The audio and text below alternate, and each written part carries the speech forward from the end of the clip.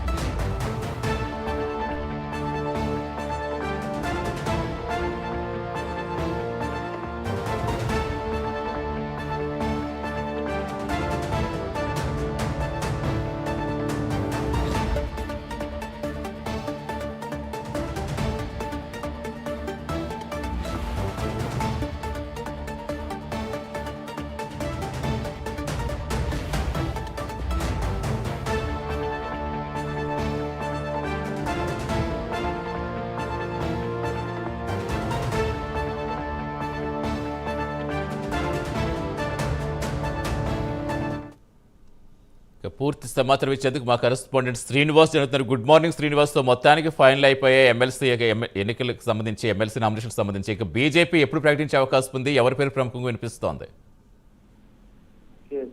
Thank you Satish. అయితే MLA కోటలో MLC అభ్యర్థులుగా ఇప్పటికే 5 మంది స్థానాలు ఖాళీ కాబోతున్నారు. ఇందులో కూడా ఇప్పటికే జనసేన నుంచి కూడా ఆ పార్టీ రాష్ట్ర స్థాయి నేత కొందల నాగబాబు కూడా ఇప్పటికే నామినేషన్ కూడా దాఖలు చేశారు. మరో టీడీపీ నుంచి ముగ్గురు అభ్యర్థులను కూడా సీఎం చంద్రబాబు నాయుడు ప్రకటించడం జరిగింది. అందులో ముగ్గుట్లో కూడా ఒకరు నెల్లూరు జిల్లాకు చెందిన బీద రవిచంద్ర, అలాగే రాజాంకు నియోజకవర్గానికి చెందిన గ్రీష్మ, కావలి గ్రీష్మ, మాజీ స్పీకర్ ప్రతిభా భారతి కూతురు కావలి గ్రీష్మ.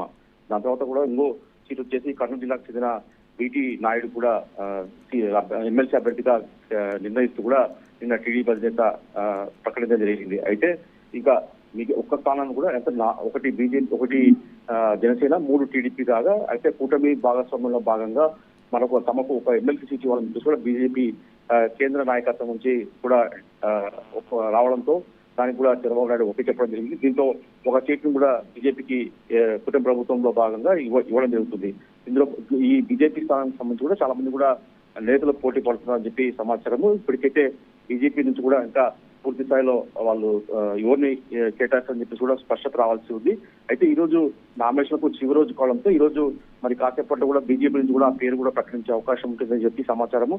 బీజేపీ నుంచి ప్రధానంగా చూసుకుంటే మటుకు మాలతీరాణి అనే పేరు ప్రముఖంగా వినిపిస్తుంది. దాంతోపాటు కూడా మాధవ్ పేరు కూడా వినిపిస్తుంది. అలాగే బీజేపీ రాష్ట్ర మాజీ అధ్యక్షుడిగా పనిచేసిన సోము వీరాజ్ పేరు కూడా ప్రముఖంగా వస్తుంది. అయితే మరి బీజేపీ అధిష్టానం మరి ఎవరికి సీటు నిర్ణయిస్తుందని చెప్పి మనం వేచి చూడాల్సిన పరిస్థితి నెలకొంది. మరి కాసేపటి మనకు బీజేపీ నుంచి కూడా అభ్యర్థి పేరు స్పష్టత వచ్చే అవకాశం ఉంటుంది.